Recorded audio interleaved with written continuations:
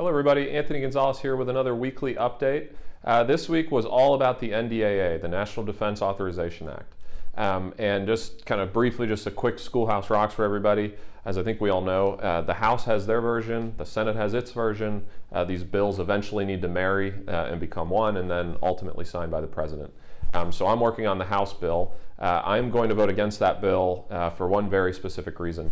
The bill underfunds our nuclear program. And at today's point in time, where we have Iran moving towards nuclear weaponry, we have North Korea moving towards nuclear weaponry, we have China who's basically going to double their nuclear capabilities, and we have Russia who's adding to their nuclear capability.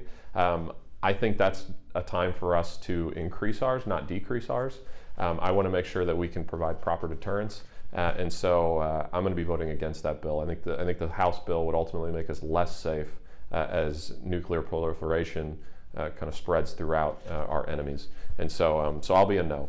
But having said that, there are two important components that I do support. There's actually a lot I support, but two that I worked on directly. So one is SASTA. I've talked about it on social media. You've probably seen us mention it quite a bit.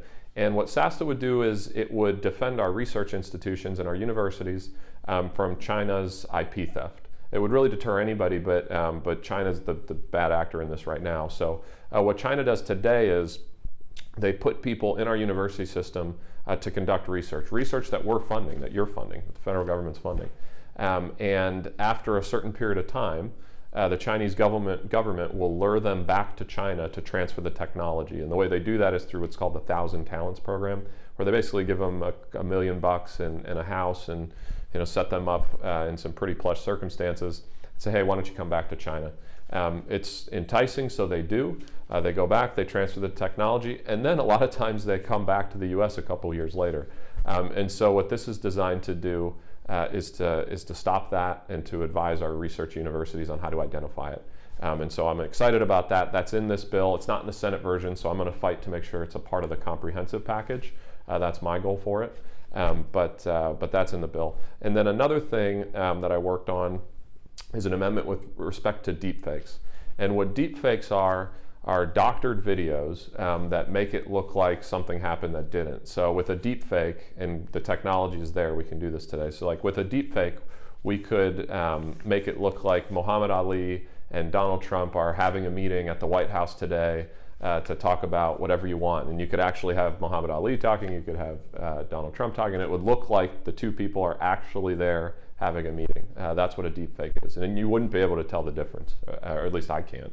And they're really hard to detect. So what this amendment would do is it would instruct the DoD to identify and monitor deepfakes. Pretty simple, but from my perspective, I think we need to have a way of at least identifying this content so that we understand what we're looking at. What you don't want is a situation where there's all these doctored videos out there making it look like events happened that didn't actually happen, and we as Americans or anybody can't tell the difference between the two.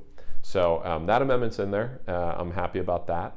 And as we look to marry the two bills, the Senate and House version, my goal is to make sure that those two provisions and all the other good ones, there is a lot of good stuff in there, ultimately are part of the package. But as I said at the top, because of the nuclear program and us not funding it to the way that I think makes sense, I'll be voting no on the House version, but look forward to supporting the conference version. So thank you as always for sending me, and I hope this was helpful.